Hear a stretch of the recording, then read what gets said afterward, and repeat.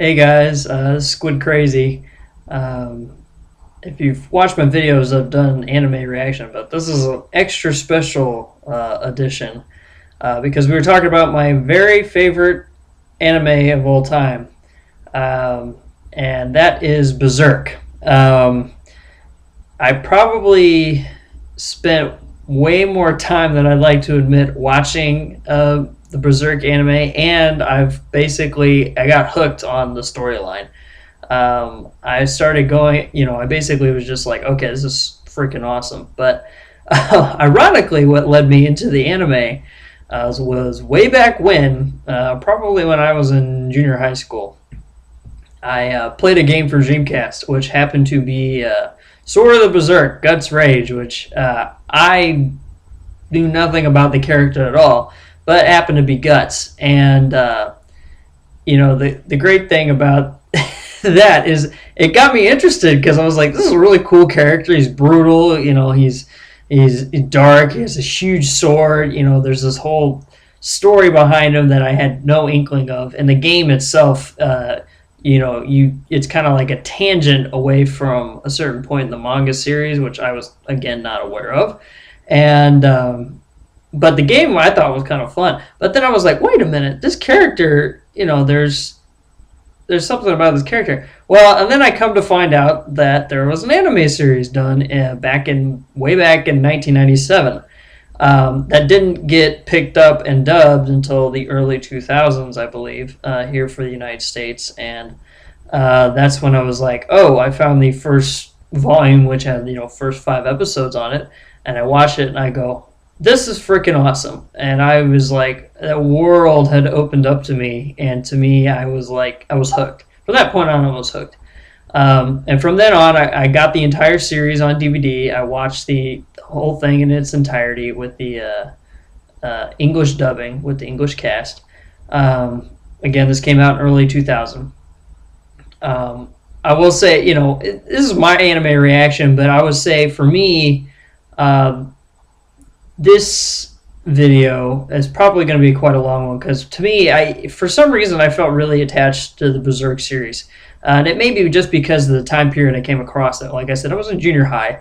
I was probably a little more angry than I would like to admit. But for me, it was something cathartic about Guts' character. And, I don't know if I could relate to it, just, brooding and having to deal with everything. But I think it was the fact that his character took on so much upon himself that really attracted me to him, and I could connect personally. And and again, the whole idea of trying to fight through things, physically, and the fact that he's just kind of a superhuman. And to me, it's like, okay, this is it's an ideal to come across. Obviously, you're not going to kill people, but for me, it was something I connected with, this raw power of a man, as someone who's basically everyone's cast aside and is just raw power.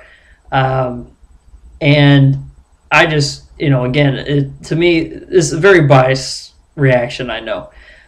So probably for this video, it'll be 2 parts, I'm sure, because I'll just keep rambling on about it. Hopefully it'll pique your interest just to kind of hear how I came across it.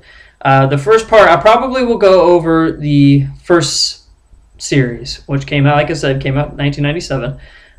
They did do recently, here in the past 2 or 3 years, they came out with videos, basically movies, condensed of chapters from the manga, and it was all updated animation, and it was actually, to me, a lot of the fight scenes were pretty brutal. I mean, they expanded upon the brutality of the series and the certain things. And I'll talk about that updated version later, because it is technically a series, even though it's like a trilogy of movies so far.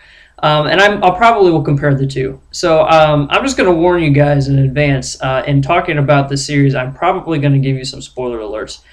Since I am obviously biased, I will go ahead and recommend to all of you, if you have not seen Berserk, go ahead and watch it. It's pretty violent. For me, it was kind of very cathartic. Obviously, if you're an angry teenager, But for me, it was also cathartic because you really do get attached to characters. That's one thing the first series does, and particularly well, is the attachment to these characters, cast of characters. I mean, because the story deals primarily with this band of mercenaries called the Band of the Hawk, and your main character is Guts, and basically he's this frickin' powerhouse of a man who has this long, huge sword and just rips people to shreds. And he's not obsessed with killing, but he's good at it. He's very good at it, very proficient killer, which in anime is very common. But this is set in a fictional European setting, so it doesn't have hardly other than possibly the way people react to things and interactions with each other. Most of it is very European in its feel, and that's probably another reason I liked it. It was not like samurai or anything that was culturally related to Japanese, I felt. Kentaro Miura, who's the guy who wrote the series, does a lot of research, especially on European history. I can even pinpoint the exact time I think it takes place in the European history. If you want a reference point, it's probably about the 1500s in Europe at the time. And if you wanted to way people are dressed, stuff like that, if you want to kind of cast where it's at, I would say mainly Italy at that time. I do study a lot of history, but anyway, besides that, the setting itself fictional, but it's a very European feel to it, and to me, I thought that was really cool. Because a lot of anime, they do tend to go into European settings sometimes, but there's always kind of to me, there's always a pullback into the Japanese, and because this is it's a fantasy series, to me it's pretty new. For me, it felt new, even though it probably wasn't. There's other series like Record of Lotus War, and there's a bunch of other series that do deal with this kind of medieval high fantasy aspect. But for me, Berserk, the mood was so dark, and that's what I really like about it. It's all about these mercenaries and this Band of the Hawk, and they have a prolific leader, Griffith, who's this kind of white-haired seraph type character, and he's extremely prolific, and he just he has a charisma about him. He attracts people to him, and he's extremely successful in battle. He's got a battle skills, and they're all very young. That's one thing in the series they go over, is the fact that all of these mercenaries are very young mercenaries. Guts, I think, throughout most of the series, especially in the first series, is probably about ranges from the age of 14 to 20 maybe. So they're all very young, but they're all very good, and people call them death on the battlefield, and they have cavalry and things like that, and they're basically fighting alongside the Kingdom of Midland, which is fighting a war with an empire, the Empire of Tudor, and it's like 100-year war. And so the mercenaries first they kind of go back and forth, but then they start siding with Midland, because Griffith's grand dream is to become king of his own kingdom. It's a very Conan-esque reference. So if you're familiar with Conan, the Conan the Barbarian character, it's kind of that idea carried over with Griffith. But for the most part, the story is really, I would say, about Guts. Guts, he's like this forsaken child. He basically grew up with mercenaries. I mean, he doesn't have any parents. He was raised by a mercenary guy. Like I said, there's spoilers, so I'm going to warn you. I'm going to talk more about this in detail. So, again, last warning, go check it out before you come back and watch the video. I highly recommend it. Like I said, it's very violent, but if you're into that kind of thing and you haven't heard of it before, just check it out.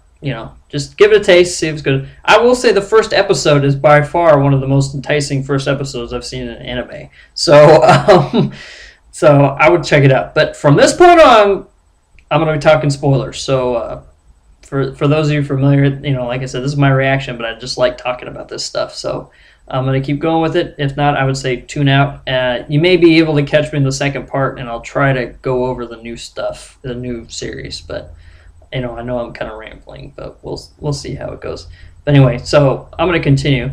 Guts, when he's being raised by these mercenaries. He actually kills his leader because his leader thinks, "Oh, you killed his." The Guts is basically cursed. He thinks Guts is cursed, and the leader gets hurt and basically blames Guts for it and attacks him in the night. And Guts kills him in self-defense and gets run out. So he's like all alone, basically wanders, joining and fighting, and that's all he knows. He knows how to fight.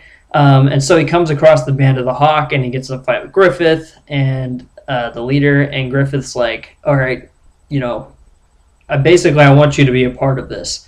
And Guts is hesitant. He never really had comrades. He's a loner character. But there's the cast of characters. There's you have kind of your big silent guy, Pippin. You have Corcus, who's your guy who doesn't like Guts at all in the series. In fact, is trying to kill him multiple times, or plot to kill him multiple times, just because he doesn't like him and he's been around and kind of feels like, hey, this guy killed some of our people. There's a whole issue with that. And then you got Judo, who's really good with knives and stuff like that, who's pretty charismatic. And then Rickett is he's probably the youngest one of the group, but he's part of it. And then there's Casca, who's the female commander of the group. And Guts gets promoted to commander, but her and Guts butt heads throughout the whole series. And for me, I think it's a very interesting relationship that builds up between them.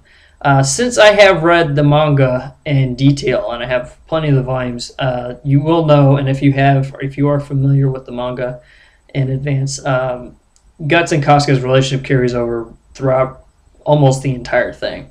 To me, that was one of the most endearing parts about Berserk, is the fact that you have these two characters that the relationships were so strained at first, and then they kind of realized they rely on each other and grow closer together. And to me, it seemed very real to me. It's also that builds the tension up a lot in the series. But the series, the 1997 series, to me, I think the character development is so much better. It's well developed. You really get to love these characters, and it's taken from a chapter arc in the manga. The first episode, like I said, in the series is like completely different. It's a framing effect, so it's set after the events of the most of the series. If that makes any sense. So the first episode's almost like it could go at the end of everything else. But the first episode's brutal because you see Guts and his entirety of like, what the hell happened? And then you figure it out at the end of the series. But, and I'm going to go ahead and talk about it since I said I'm warning you about spoilers. But at the end of the series, it comes to the point where Griffith basically sacrifices all of his men in kind of this demonic ritual to basically become a godlike figure. And, he basically, rapes Casca, and then Guts' eye gets poked out. He has to cut his own arm off. It's just brutal. It's brutal. But you see this change in the relationship because there's a point in the relationship where Guts walks away. And, again, to me, it's the relationships in the series, to me, that really, I think, draw it out. It's not necessarily the violence. I do enjoy watching, violence. I would say it's a very cathartic thing for me. But to me, I think there's a relationship, the struggle, watching this character develop. I mean, because you really want Guts to succeed. You want him to try. And you get this point that even though it seems frivolous, all of his actions, everything he's done seems frivolous. People tell him it's frivolous, but he continues because he says, I got to fight. That's the only thing I know how to do. I have to fight. And to me, that is a very humanistic quality, I think, in points of you're trying to be, trying to survive. And in the anime, I think it's great. Now, the manga continues further past the series. The series was done at a point where I think the manga was up to about volume 20, early 20s maybe, when it was done. And it's still going. Kentaro Miura, who's the original creator and writer of the series, started back in 1989. So he's been doing work on this for a long time, and he's continuing to do work. And I would say if you're a fan of the series, check out the manga because the manga it's far more explicit. So if you really want more gory details, the manga does not hold back.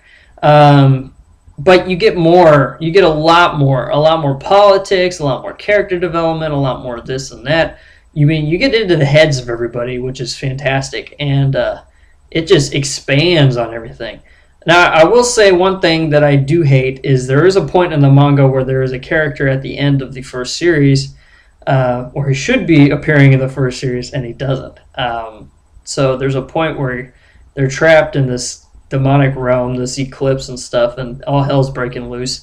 And this character is supposed to come to Guts and Casca's rescue doesn't even show up in the first series, and it kind of leaves you at this horrible moment. And to me, I don't know what exactly the point of leaving you at the horrible moment was, but for me, it felt like I needed more. And I don't know whether that was the appeal, because it could have been a very great promotional piece for, hey, check out the manga, it continues, you get to see what really happened. And